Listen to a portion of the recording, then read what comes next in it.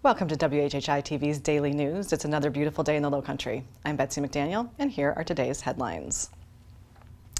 The town of Hilton had approved a budget for next year yesterday, and the town of Port Royal will likely do the same this week.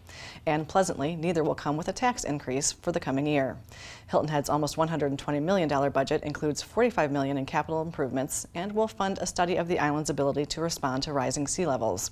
It also includes a new translation service that will allow those who don't speak English well to access the town's services.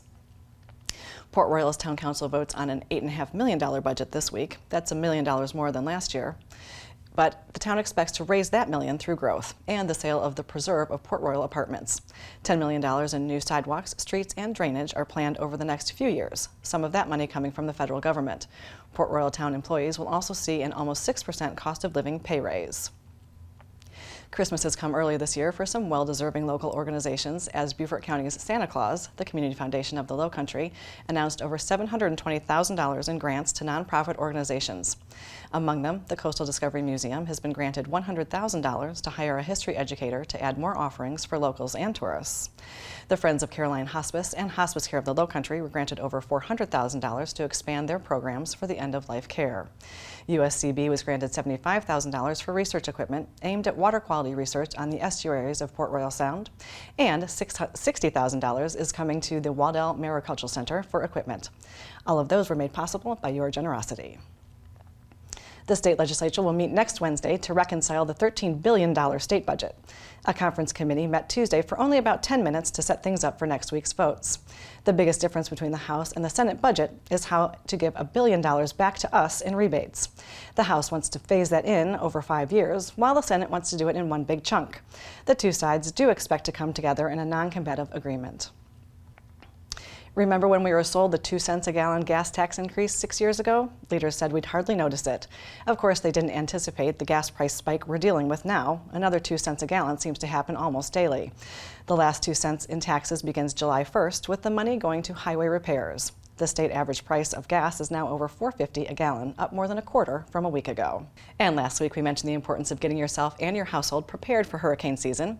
Well, the South Carolina Department of Transportation, or the SCDOT, wants to make sure they are prepared as well.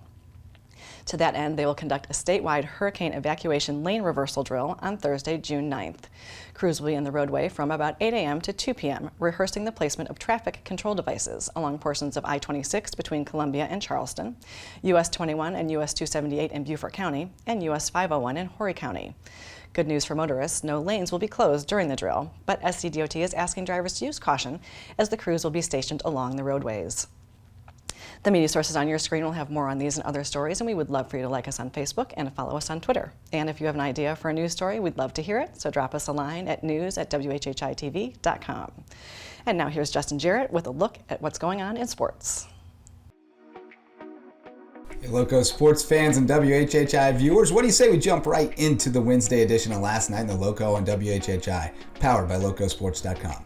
High school football season is still a couple of months away, but Hilton Head High kicked off its annual Tour de Pain on Saturday with plans to hit 11 schools in 7 states for camps or visits, and it didn't take long for the venture to bear fruit this year. Class of 2024 defensive end Shai Thompson picked up an offer from Toledo on Monday, and there are sure to be many more before the tour concludes Saturday at Wake Forest, where 2023 defensive lineman Chris Marable is already committed. Another offer also came in over at Bluffton, where 2023 wide receiver Jalen Linder picked up his third offer when the Flying Fleet from Erston came calling. Excited to see what Linder and company can do under new coach Hayden Gregory with the Bobcats this season. Over on the Diamond, it was no bueno for the Savannah Bananas, who fell 5-1 to the visiting Florence Flamingos on Tuesday, splitting a home-and-home and losing for the first time in 3 games against the pink-clad flamboyant Flamingos this season.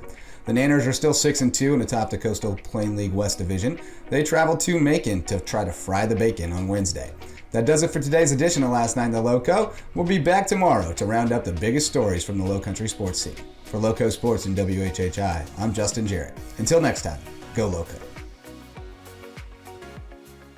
Thanks, Justin. And now here's Maria with the latest in the weather. Thanks, Betsy. All right, let's take a look at the weather for Thursday.